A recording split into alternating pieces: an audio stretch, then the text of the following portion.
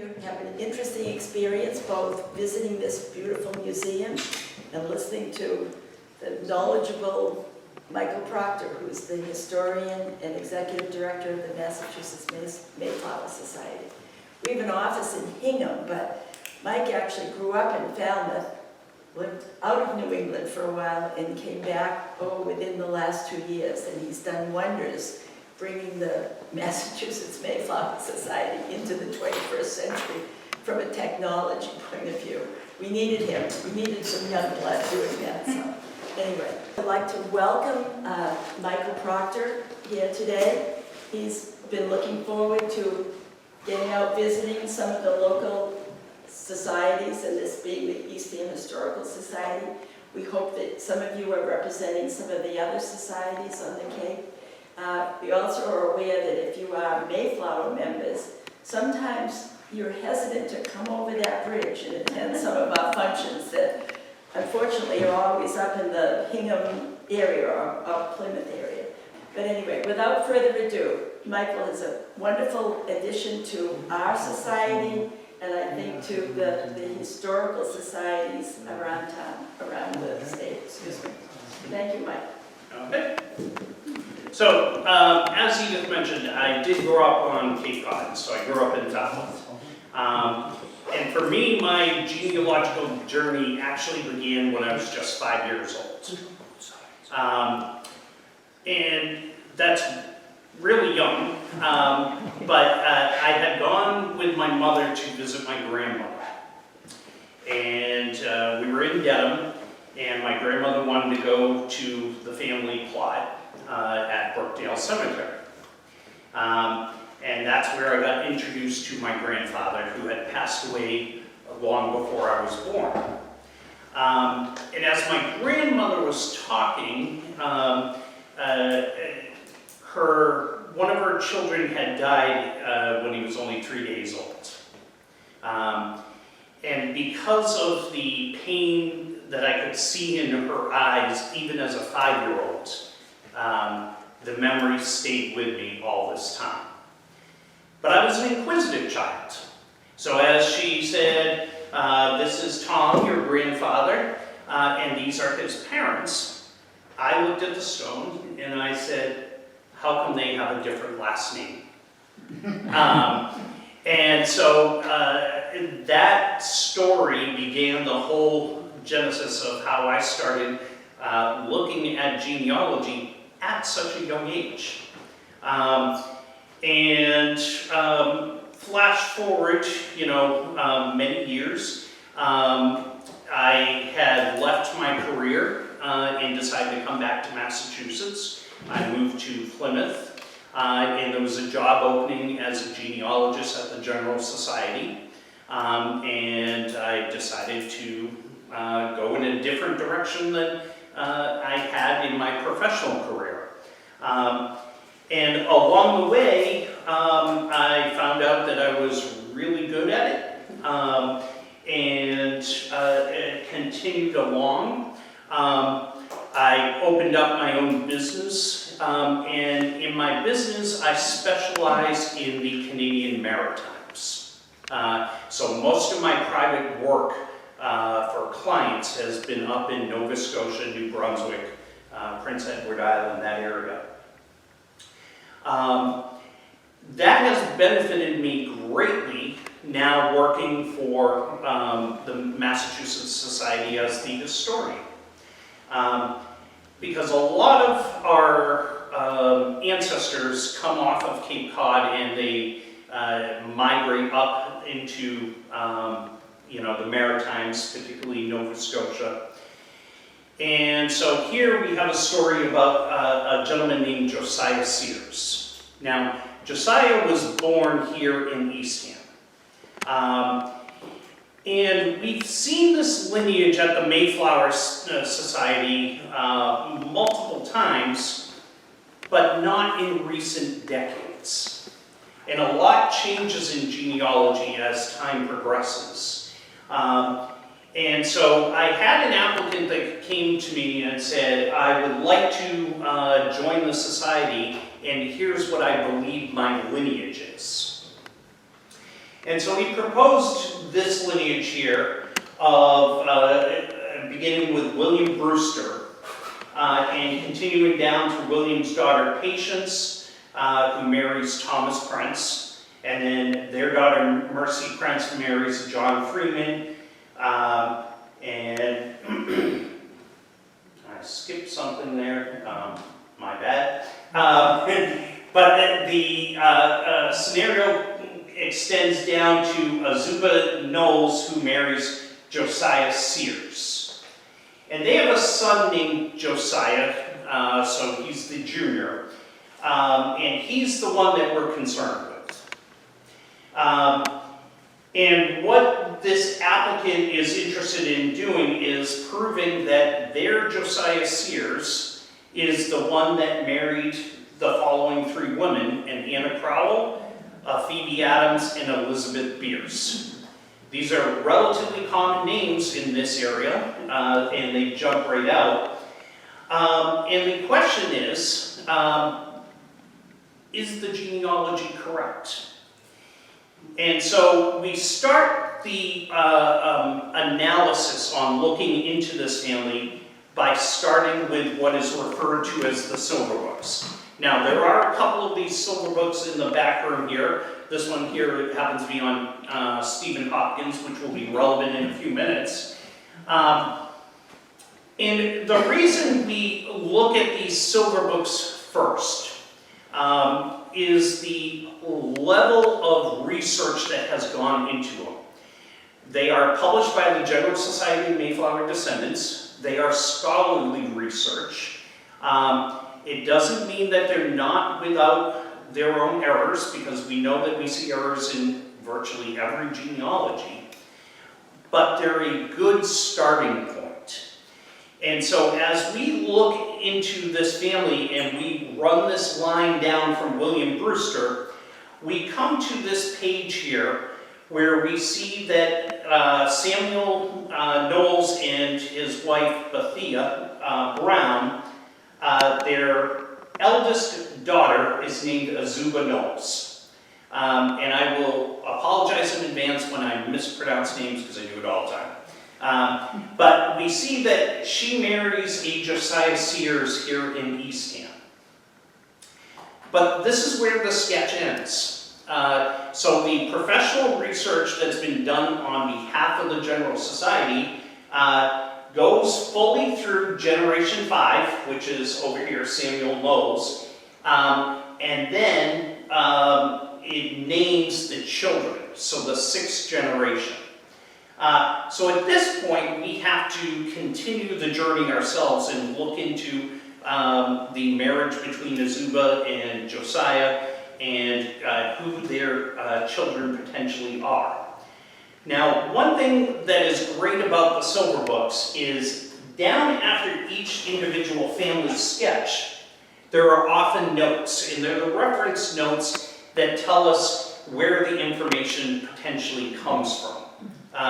So it gives us the source information so that we can then continue on with our kind of genealogical journey. And one of the sources that's mentioned is a NEHDR article. So that's the New England Historical and Genealogical Register. And this was published in volume number 79, which is dated from 1925. In 100 years, our standards have changed, the availability of records has changed. So we want to always, when we're thinking about the records that we're looking at, put in context who the author was, what their relationship to the family might be, where did they get their records, what was available to them at that time. So if we are always putting into perspective that context, it's going to help us as we weave our way through this journey. But as we look here at this sketch, we focus in on that second child, Azuba. And this has clearly got more information than we saw in the silver books in terms of Azuba's marriage. But we will notice that they have 8 children listed in this genealogy. And there's a couple of things that are interesting here. First, we know it's the same family because we have the same marriage date, the same marriage location, the same names of the people. Azuba's birth date and place match up to the silver book. So we know we've got the right family we're looking at. And we see that they have 8 children. Now the thing about the 8 children that are listed here is 6 of them have spousal information. 2 of them do not. One of them is a daughter named Jerusha, and it says that this daughter died before 1772. Now the sketch here doesn't provide us any information about why the author thinks that she died before 1772.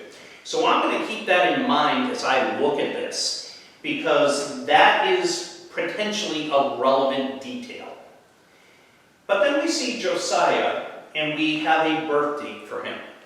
Shows February 1744/45. So he does appear in the Eastham records, but we would essentially say no further record. The author did not know what happened to this Josiah, and didn't make the attempt to give a guess as to what had happened here. And one other thing that I'm going to call out and we'll circle back to later is right underneath Azuba, we have another child, a sibling to Azuba, and it's a man named Samuel. He will become relevant in this whole story later on. Now, one of the things that I looked at was, where did that 1772 date come from? And it comes from a probate record. And it's probate record for Josiah the father. And in this record, he names multiple children. He names the daughters that are married by their married names. And he names his wife as being someone named Mercy. Now, why Mercy is important is Mercy is Josiah the father's second spouse. And we're going to look at her in just a moment. But as we look at the record itself, it becomes clear that we're talking about the same family. The children match up to the sketches. We know that our Josiah the father marries a woman named Mercy Hopkins. But the interesting thing here is a daughter named Jerusha does not occur. So now we have a plausible explanation of what that author was trying to tell us. That Jerusha was not mentioned as either a daughter of the name Knowles or a daughter of a married name. And so the author is making a presumption that based on the fact she's physically not named, that she is probably deceased.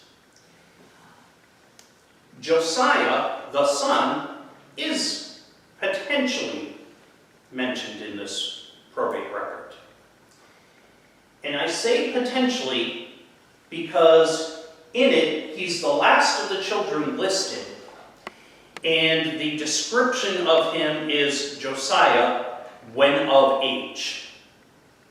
Now, if you remember when we're talking about the Eastham records, our Josiah was born in 1744. So if the father's will is written in 1772, he would clearly be of age. He is listed after his younger siblings, the 2 youngest brothers that we know of. And they are both over the age of 16. So the implication here is the record is suggested that Josiah has to be a minor. That's the interpretation from this probate record. I'm going to tell you in the end, I I don't necessarily agree with the conclusions that some of these authors have come up with, but we'll get to why I am going to disagree with them in the end.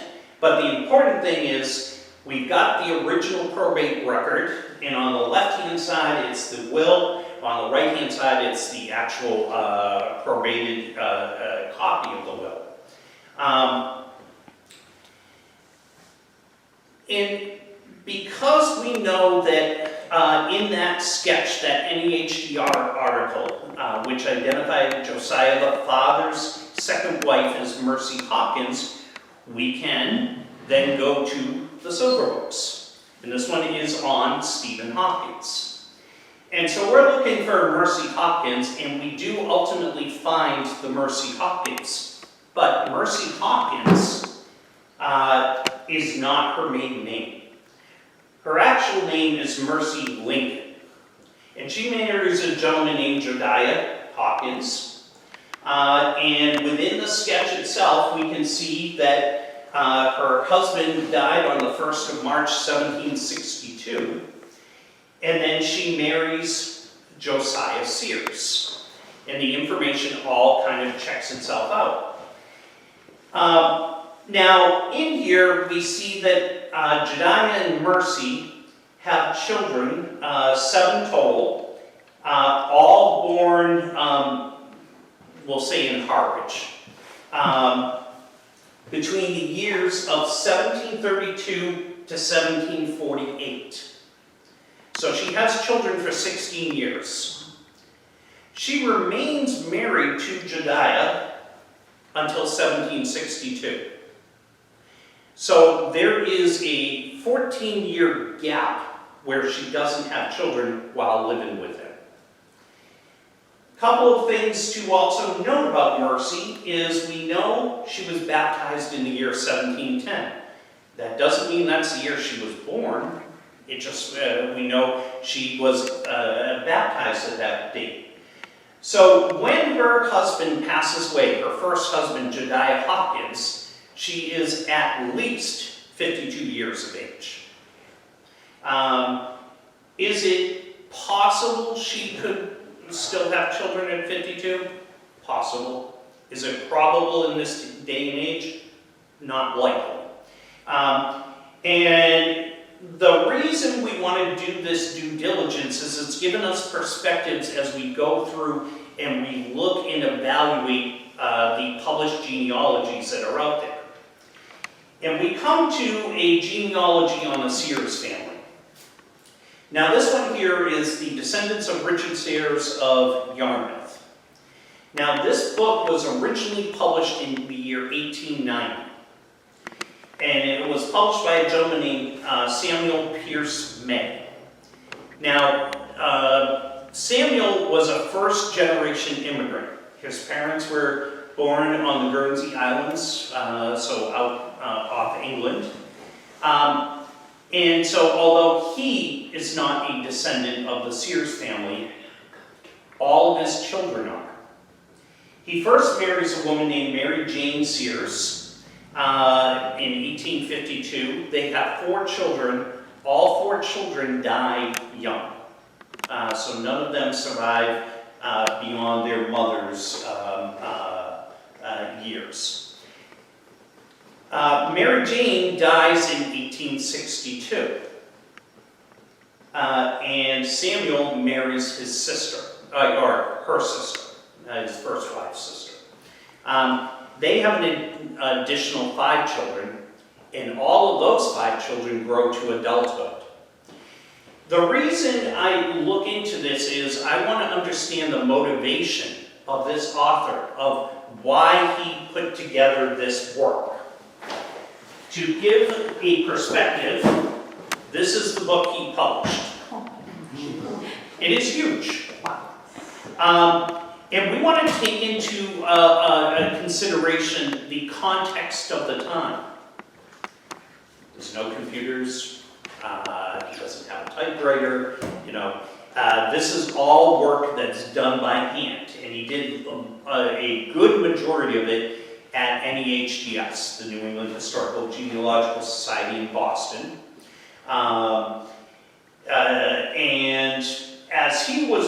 working on this work. He published the book in 1890, and he suggested to people, hey, if you think I got something wrong, send me in your corrections. Now, the first version of this book, he spent 8 years putting together. So that's 1890. By 1899, there were enough corrections that had been sent into him, he decided he needed to revise the book. And so he revised the book, and we have a copy here from our Massachusetts Society, which has pages in it, which are all his handwritten notes. And the reason I bring this up is as we look at the following slide, you're going to be able to, briefly kind of see the 1890 version versus his handwritten notes on the same family. And so as we look at that record, and I know this is certainly hard to see from where you're standing or sitting at. But we see our Josiah Sears, the father. We see the children listed. And as we continue the children, we have Josiah Sears that's born in 1744, shown here. And then it says, died young. And then next to it, there's a handwritten date by the author. And then he scratched it up, saying that, wait, I think this was correct, but you know what? I don't think it's correct anymore. It's not, he's telling us that this was information that he came across, but he's doubting the validity of it, which is why he crossed it out. But he's got over on the other side a 9th child. So we've only seen 8 children before, and now we see 9. This 9th child is named Josiah. And this comes about from the probate record that we saw about, because what he is describing, this young Josiah, the second Josiah in this family, is being a minor in 1772, clearly referencing back to the probate record. And then it gives a short description of that probate record. And one of the other things that he has done here is he's assigned a mark here to let us know that there is an updated page within that 1899 volume. And one thing about these genealogies is there's usually some sort of a mark that tells you whether the sketch continues on to the children. So from the original work, we would see an asterisk. And that means the sketch continues. So here, he's basically handwritten in asterisk to let us know that he has continued the sketch. In that volume, it's hard to find because it's not necessarily in sequential order, but we come across the actual page here. And here we see the same sketch number, and now we see Josiah Sears, so this is the minor in 1772, and he's saying that this Josiah marries a woman named Anna Crowell of Chatham. They give a birth date or a marriage date of 1797. And then it says that he is the first to settle in Barrington, Nova Scotia, also lived in Eastport. So he has determined, he's done an update to Josiah and said, Josiah, born in 1744, he died young.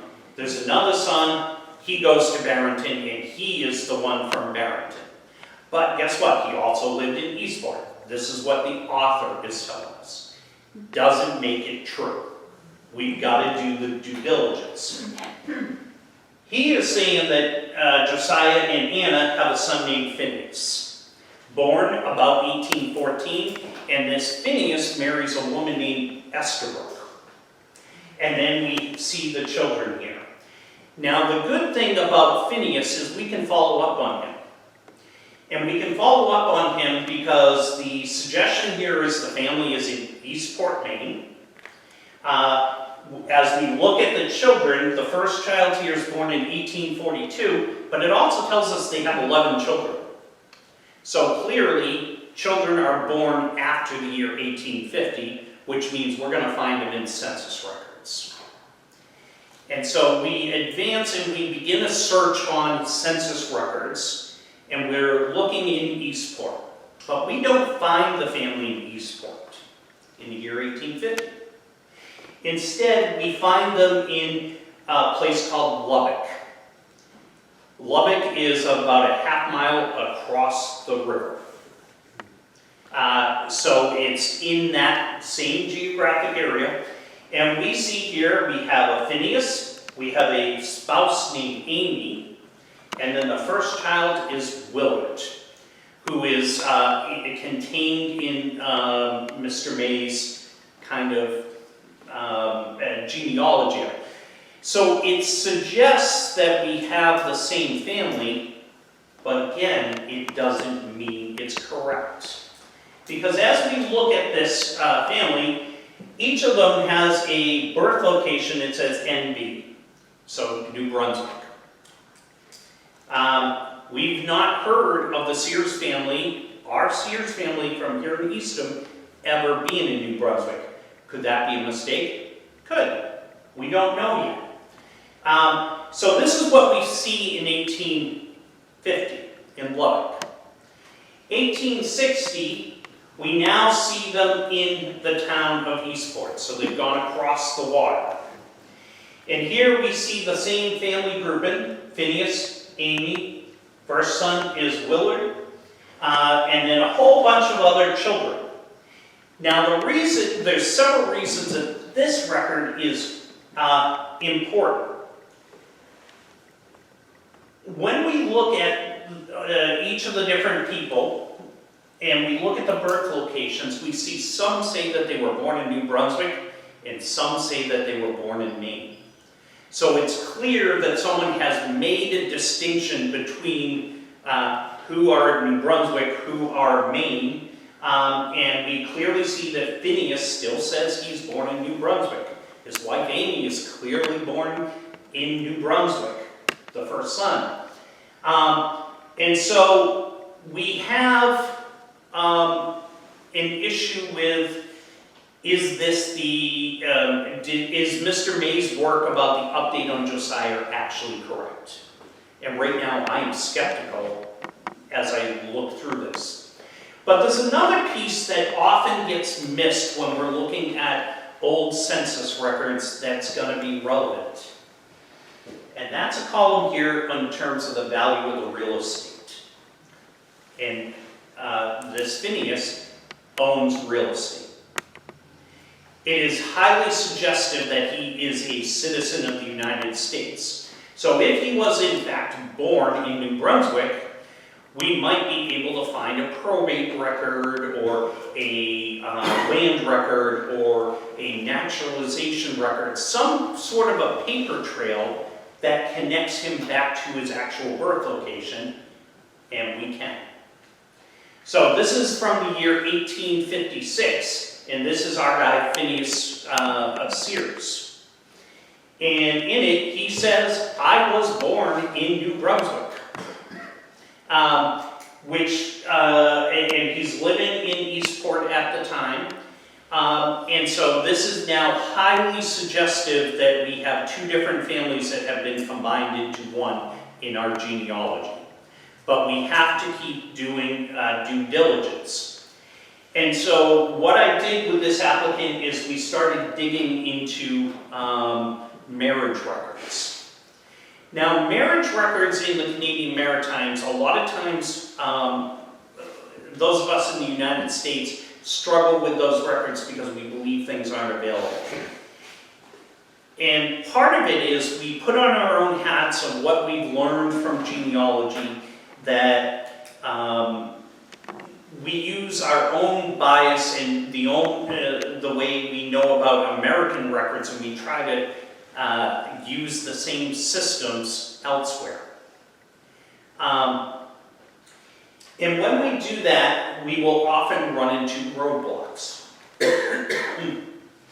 There are a lot of records that are available for the Canadian Maritimes, but they don't come up as hints on ancestry or family search. And that's because these genealogical companies all do their own scans. So if they have not personally scanned the records, they can't come up. The other issue is most of the records that are out there publicly on ancestry and family search have been transcribed by Americans.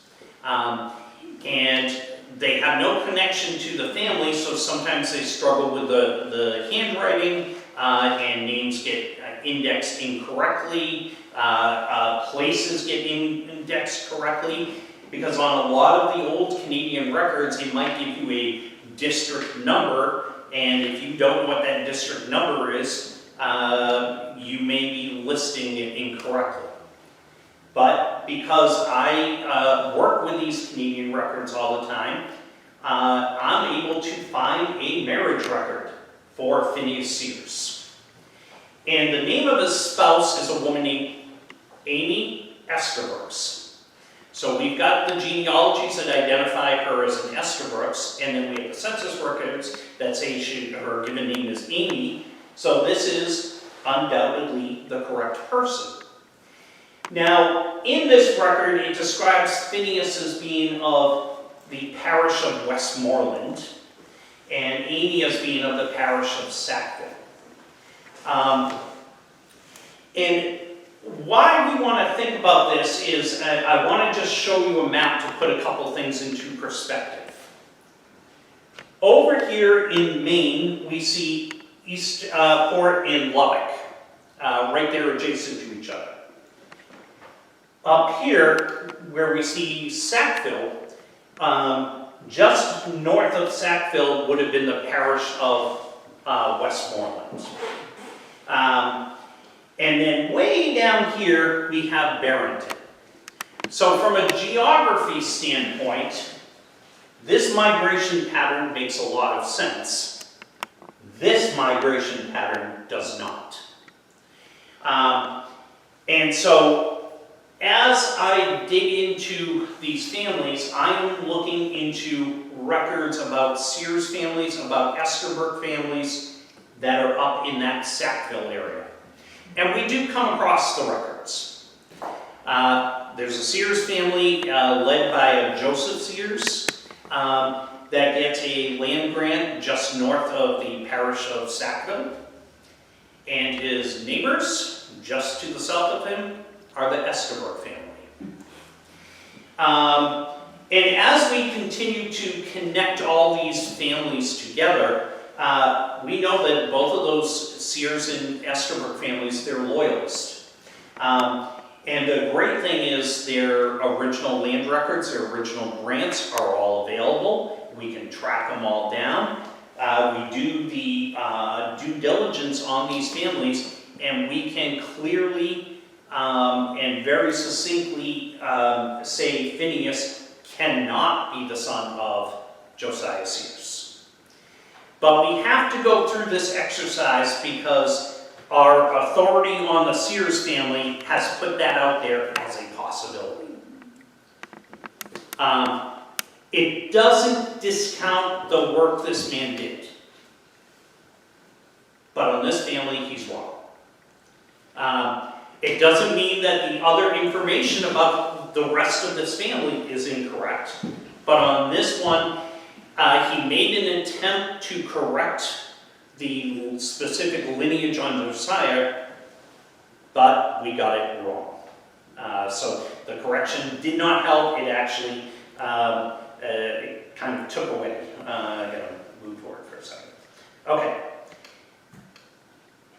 So as we're looking at old records, and I'm working with this applicant, there is a series of newspaper articles that were published up in the Canadian Maritimes.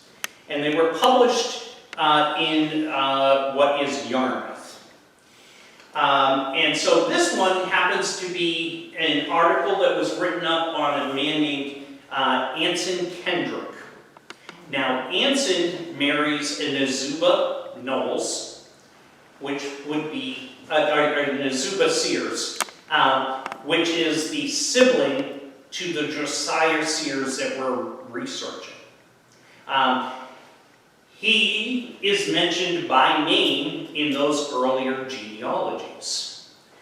In May's work, he is only listed by, his surname of Kendrick. They are another family out of, Eastham. And he marries Azuba Sears here, and then they move and migrate up to Barrington, Nova Scotia. But as we read through it, we see down here that sister of Josiah Sears, the first of the name in Barrington Township. So this is connecting back to some of those genealogies. And so this is a secondary source, but this source was published, 120 years ago. And so the likelihood of someone in the context of the time knowing some of these people personally goes up dramatically. Maybe they don't know Anson, maybe they know the grandson, or the son, or something along those lines. But we have a clear connection going on here with that Sears family, because we're still trying to figure out Josiah. Now, one of the things that I want to explain about Barrington is where it is geographically. So we saw it on the map of Nova Scotia. We see here, this here is Barrington, kind of a big giant swath. Boston's way down here in the corner. Yarmouth, Nova Scotia is kind of up to the northwest. And then across, you go that way and you've got Halifax and what is Liverpool. Now, earlier I said the migration pattern here going from Barrington to Sackville doesn't work. And just to give a perspective of how far this truly is. I can make this drive and have many times in a car with no traffic going 70 miles an hour. It's going to take me about 6.5 hours today. So when we're thinking about Nova Scotia, and we are again thinking about context of dates and time and place, we want to understand about the original 5 counties in Nova Scotia. So the original 5 counties were formed in the year 1759. And they consisted of Annapolis, which is roughly this area of Nova Scotia. We have Kings County, which is adjacent. We have Halifax, which goes that way. Then this part of Nova Scotia in the south is considered Lunenburg. So those are our 5 original counties. Now, why does this matter? And because I'm not looking at my notes, I may get dates slightly off, but bear with me. When we think about Lunenburg County, because that's where we're really talking about, the first split occurs in the year, I think, 1762. And Lunenburg splits in 2. And so it continues with Lunenburg County and then Queens County. 1768, Queens County splits into 2 again, and it becomes Queens County and Shelburne County. And then somewhere 1832, I think it was, Shelburne County splits in 2 yet again, and we have Shelburne County and then Yarmouth County. Now, why this matters is because of the dates on these different changes of counties mean that the records on the same family end up in different repositories. The family didn't move. It just, at the time of the event, the records are now recorded at essentially the county courthouse for our purposes of understanding. And so we have this family that has never moved, but they appear in basically 4 different counties because of the way the split occurred during this time. Now, as an oversimplification, we have the Acadian expulsion that occurs, and as the Acadian expulsion is occurring, we have families that are being recruited to come up and accept land grants. And this is where these dates start to come into play.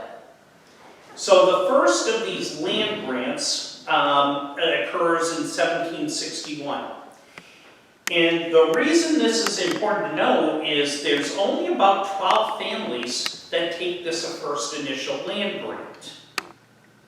It's not a huge number. And there are families that are, at this point, we're calling them mostly Harwich and Chatham. But this includes people like the Kendricks. So siblings to our Josiah Sears, who are one of the 12. So is Azuba Knowles' brother, Samuel Knowles. He's also one of these original people, one of the 12. So we get, as these initial families start going up there, there's a petition submitted to the provincial government, for our purposes of understanding, in Halifax, that says, yes, we would like our land grants. And in these land grants, we see Theodore Harding, who's married one of the siblings, Achilles Harding, another one of the siblings, and a man named Jonathan Crowell, that we'll get to in a moment, also in these original land grants. Now, these original land grants are about 250 acres, I believe it was. And they're called the proprietors. That's the terminology that has been assigned with getting these grants from the provincial government. And their responsibility is to now divvy up their individual shares. And so we see these divisions taking place. The initial land grants are, for our purposes, the winter residences. The working residences. The residences that they're going to live in the year to prepare themselves for the winter. Because the second land grant occurs where they are, again, kind of like the meadowlands, when they all are kind of together and pooling their resources. And on these first land grants, and so now we're dated to 1768, there are several land grants that are of importance to us in terms of figuring out our story on Josiah. Grant number 2 is issued to a man named Thomas Lincoln. Grant number 9 goes to Anson Kendrick. Grant 22 is to the heirs of Jonathan Crowell, who had passed away.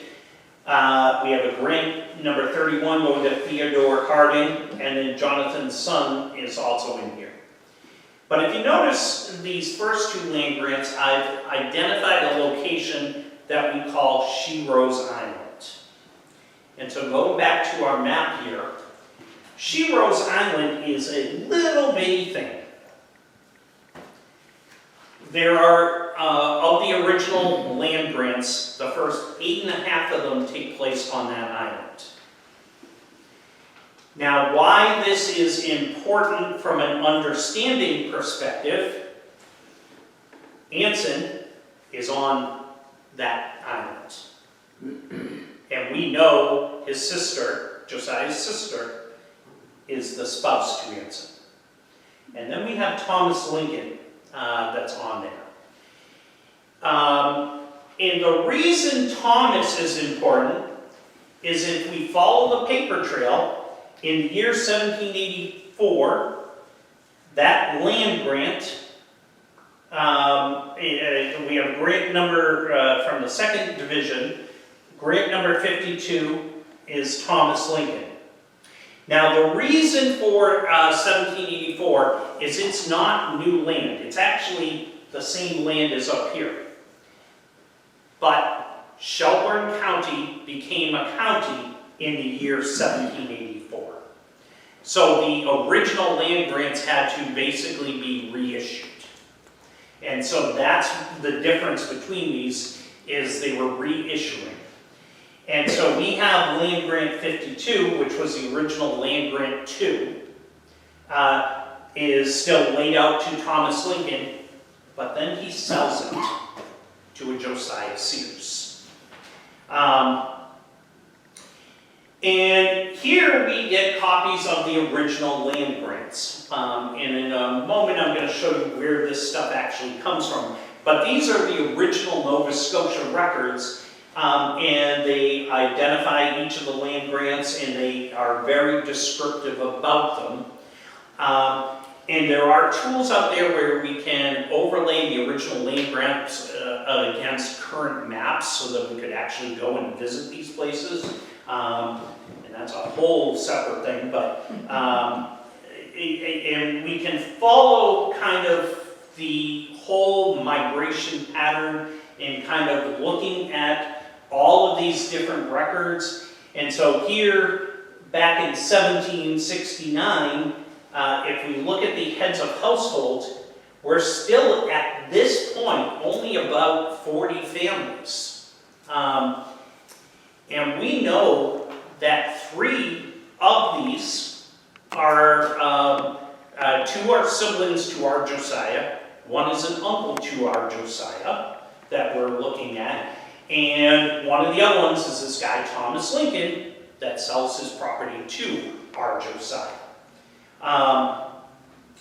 And so as we're going through and we're comparing these records, one of the other things that we look at with Josiah and where we need to kind of dig further is we've got old copies of town records. And so this one here is a page out of the town records book of Barrington, and this one's from the year 1783. And our Josiah is listed here. We have our Anson Kentrick here. And Josiah is elected as the collector of taxes. And the reason these things become helpful is as we're looking at the records, we're comparing them back to this family back in Eastham.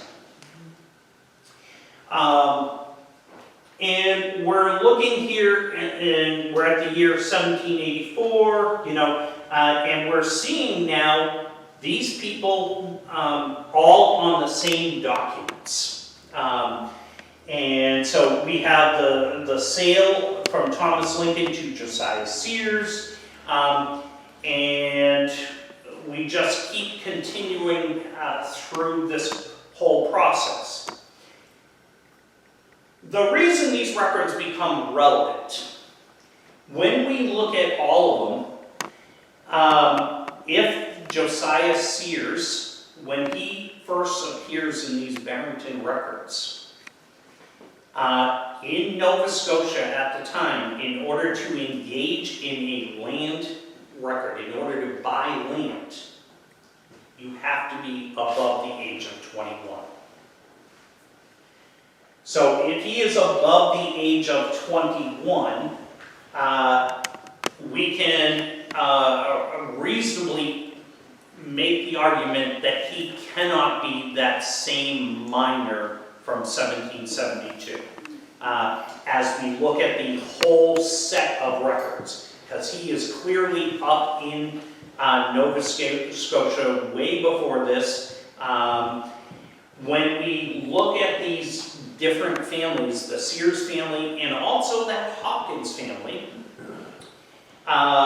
one of the things that has been proposed over the years is, could Mercy, this Mercy Hopkins, have been the mother of the second Josiah Sears?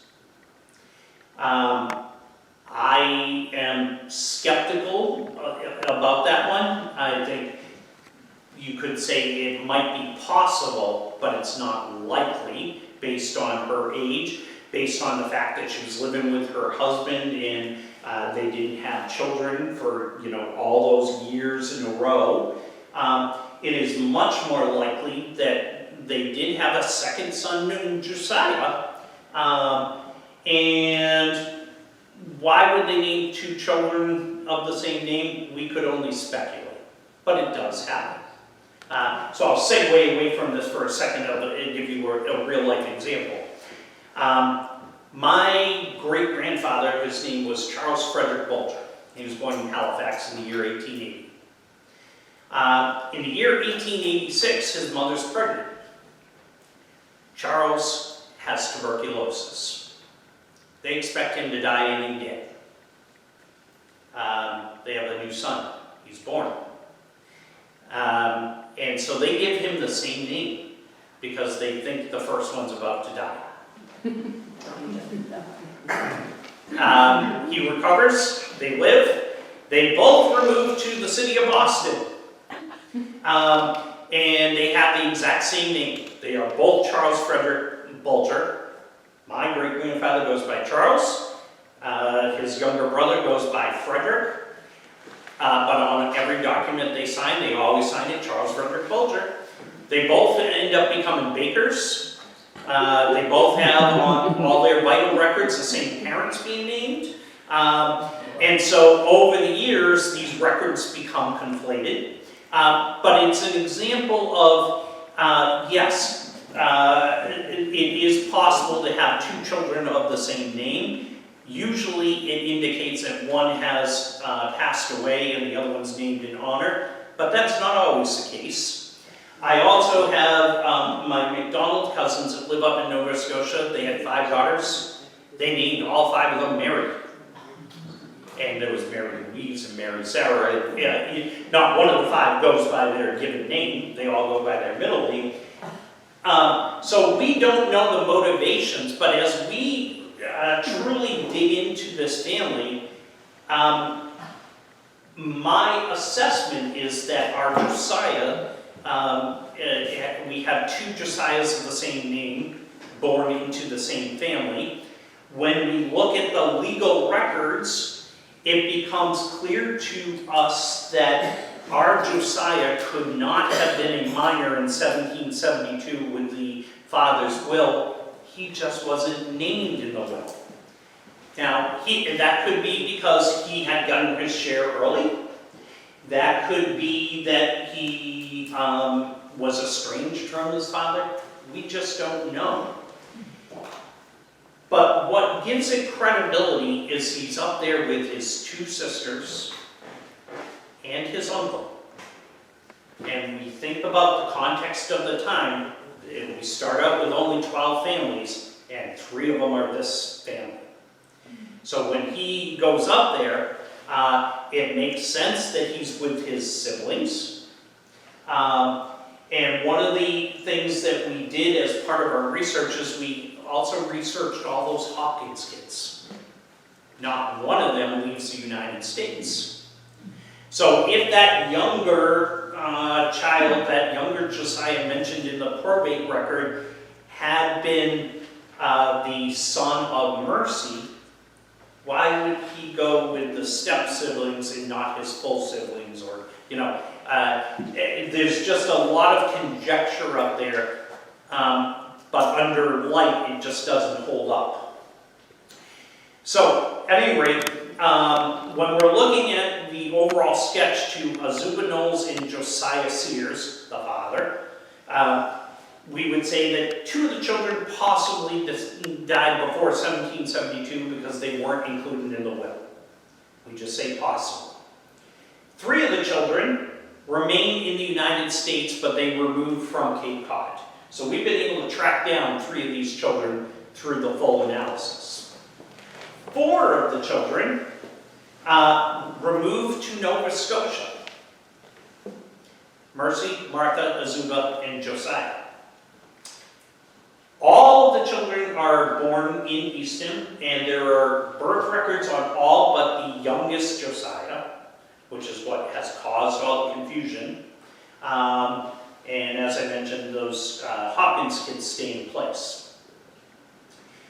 So as I look at my conclusions, I say that Mercy cannot be the mother of that younger Josiah, that when we're considering the older children, we see various published secondary sources, and some of them are compelling, particularly those old newspaper articles that clearly link these children together.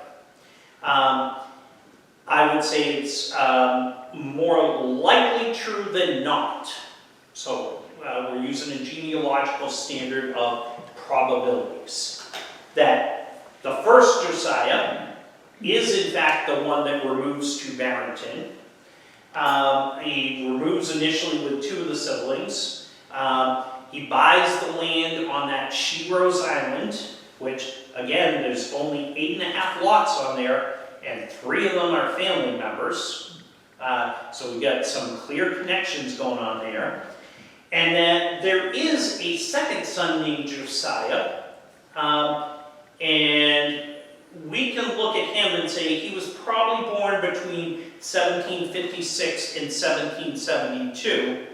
And if he was born during those years, he could not have signed a land record in the year 1784 because he would not have been of age. And so when we are digging through this, the only plausible outcome is the Josiah Sears that was born in 1744 is in fact the only one up there. There are no other Sears families in Nova Scotia at the time. There is nothing to indicate that there is another person named Josiah Sears in any of these Chatham, Eastham, Harwich, any of these lower Cape families that have a son named Josiah that goes up there. And so in the end, I believe we have kind of sorted out and found the correct true narrative here on this family. But I need to go back to the original proposal from the my applicant on our Josiah Sears. There are 3 women listed as potential spouses. The first one here, Anna Crowell, I believe that is 100% wrong. If we look at the old Eastham records, there is a Josiah Sears that marries a woman named Anna, I think it was Collins. Oh, yeah. She's not listed as Anna Crowell. That record is repeated in more than one place within the old vital records. She is never referred to as Crowell. So it's my belief that there was a mistranscription on someone working on an old genealogy and conflated 2 people.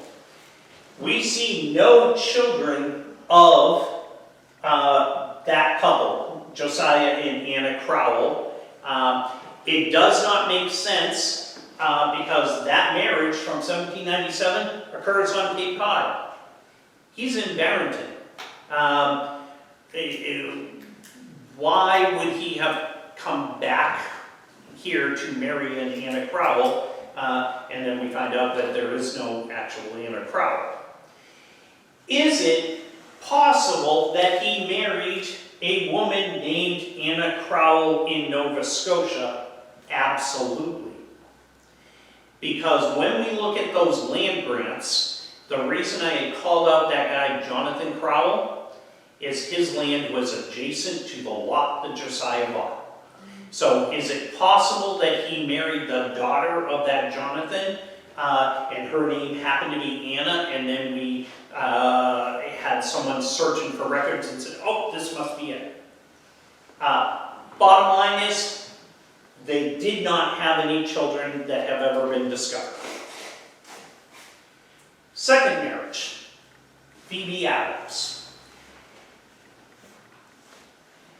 It is probable that our Josiah married a Phoebe Adams. Now, Phoebe Adams, as we learn about her and we do the research, she's connected into the Nickerson family. She's connected into the Hallett family. They move up to Halifax, and her husband passes away. I believe his name was William Hallett, but I won't swear to it. She then marries a gentleman named Stephen Nickerson. They move over into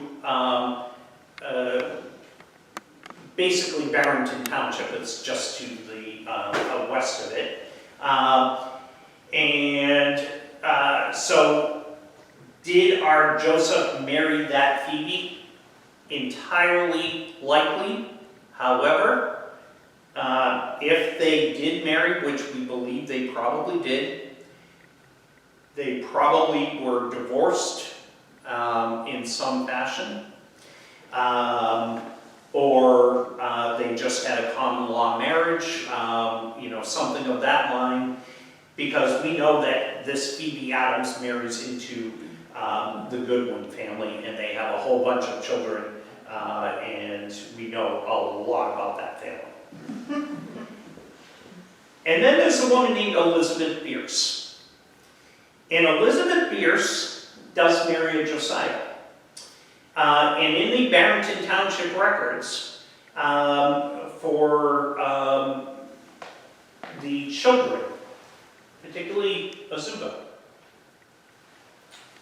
her mother is listed as a woman named Elizabeth.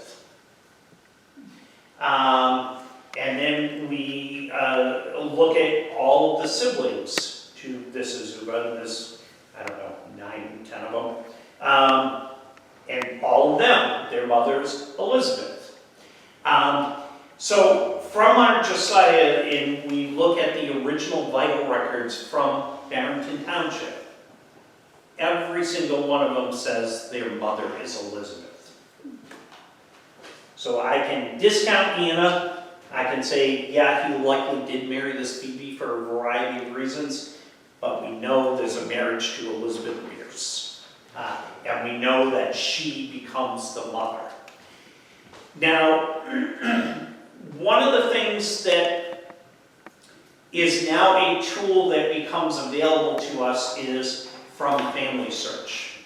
So this is just a really quick overview. This is not going into much detail. But there's a new function that's called full text search. If you have not used it, you want to use it. And the reason you want to use it is if we think about land records, probate records, things that are useful in untangling a web like we just saw, this becomes highly useful. In the old days, when the land transaction occurred, you've got the grantee, the grantor. That's how the indexes were created. Full text search reads the entire document, and it looks for those other names. And so here I've just plugged in Josiah Sears and then plus Lincoln. And we want to see if we can come across kind of the record. And so we can start drilling down and looking at trying to narrow our search very quickly. So we're going into Canada, we're going into Nova Scotia, then we're going to look at a county, and let's look at Shelburne County, and we went from 3 million records to, 105 in a matter of a couple of seconds.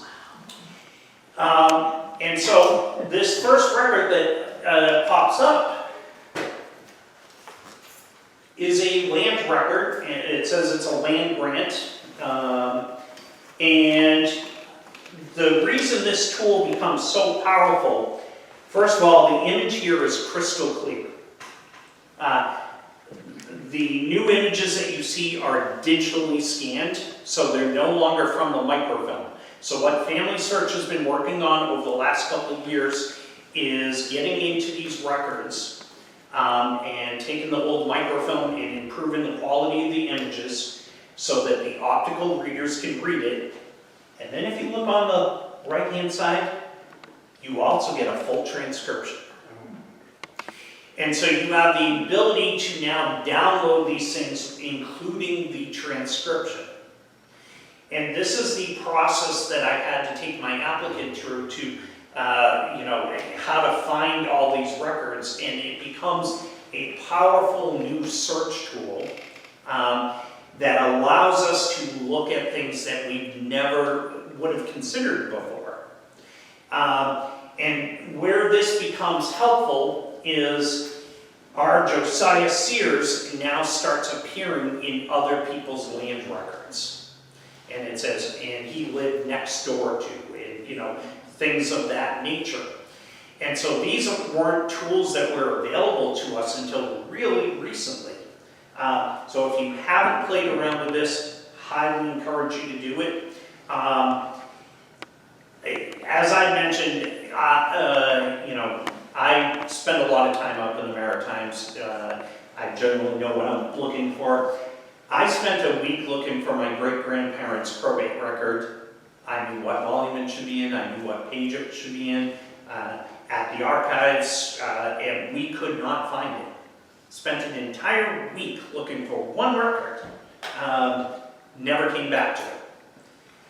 When they made this tool available, I went through and I did the search, and I had my hands on the record in less than a minute.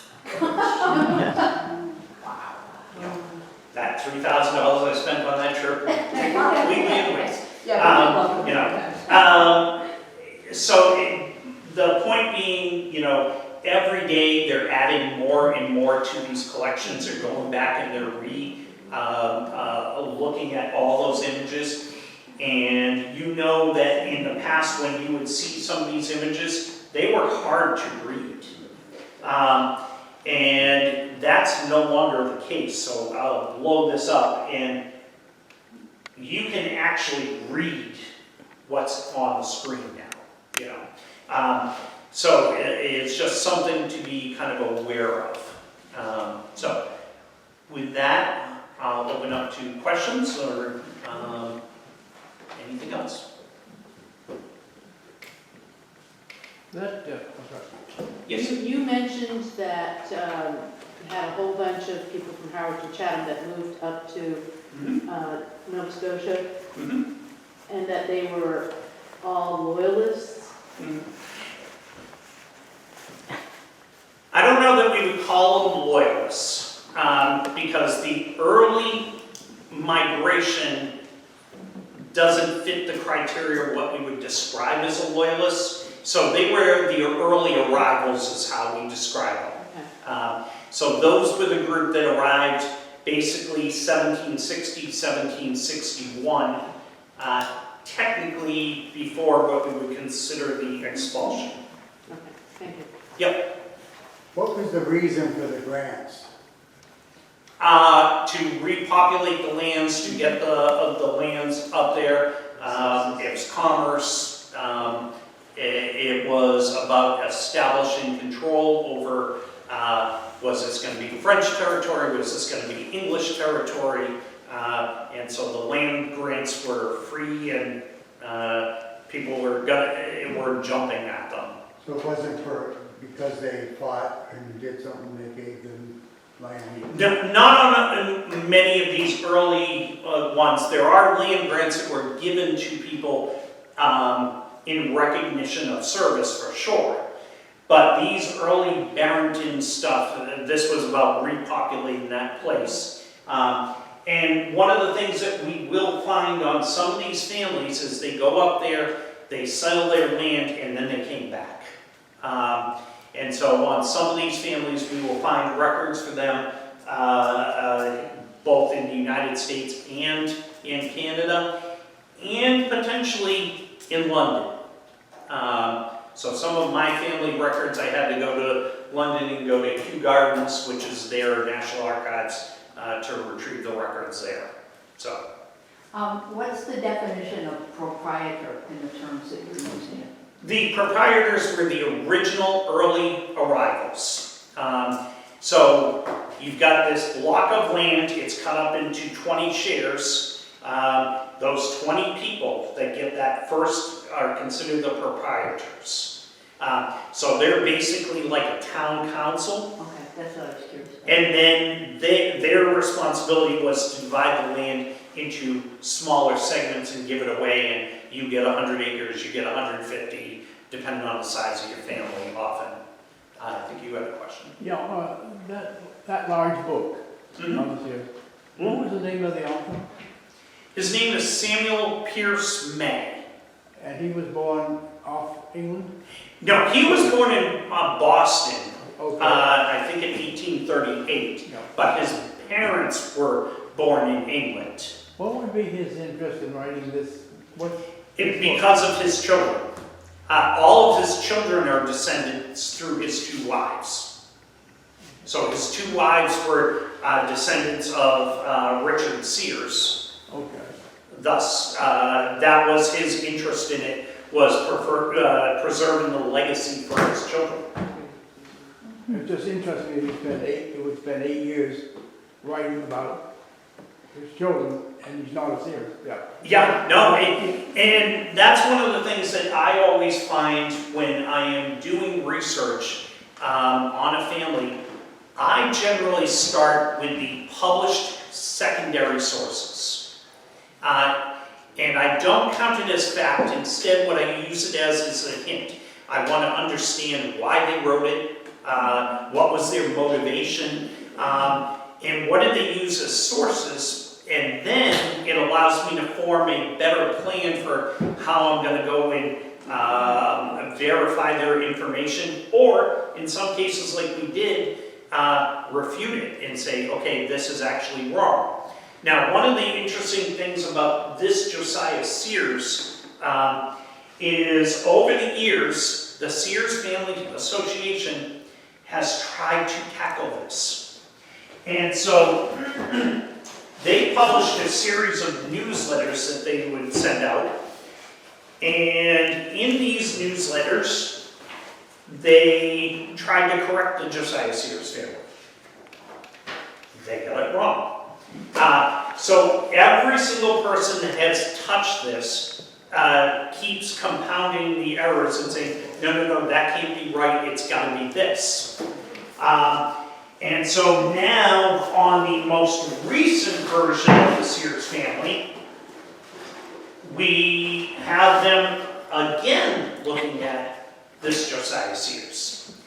So for 135 years, people have looked at this one specific family on this Josiah Sears, and we're finally close to actually getting it correct.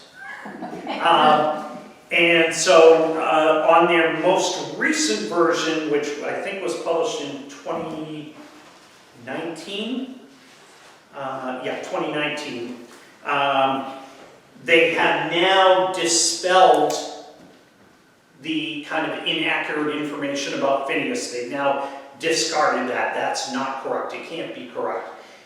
They discarded Anna Crowell as being a mother. Can't be correct. So we're getting very close now on this family to getting kind of universal agreement on what this lineage should be. That Elizabeth Bierce is in fact the mother of that Azuba Sears. But it's just interesting, how long it's taken to try and sort this one out. But my point is, we now have tools that have been made available to us that help us to actually do this. We didn't have these tools even 2 years ago. At what point will somebody decree that it's complete and correct? I have a message out to the Sears Family Association so that I can share my research with them so that we can get one complete standard that says, okay, we believe we now have this correct.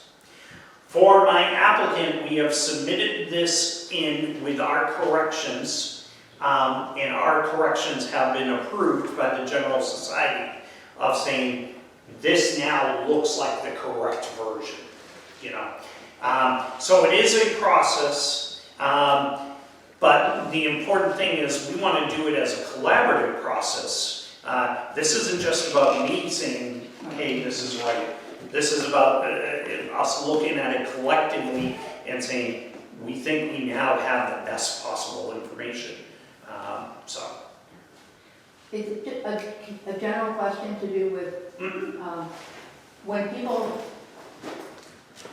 I'm a member of the Mayflower Society, as were on both sides of my family. Anyways, my question is, the genealogy that went before that I'm under, my parents, my grandparents, etc., does that still stand? Mm-hmm. Okay, so that if somebody came along and wanted to go in as somebody else from the Mayflower, they could use that information still. We do it all the time. What we do is, like in a case like this one, is we saw the original notes that called things into question and said, okay, based on these questions that someone asked 50 years ago, can we now go and look at it with a fresh set of eyes and see, can we untangle what they couldn't untangle back then?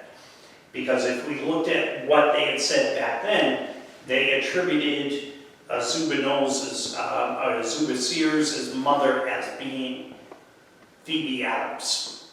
And we know now that that is in fact inaccurate because we have the original records. I'm just going to suggest that we've got refreshments waiting in the new wing out here. You can continue conversations with Mike there perhaps. Okay.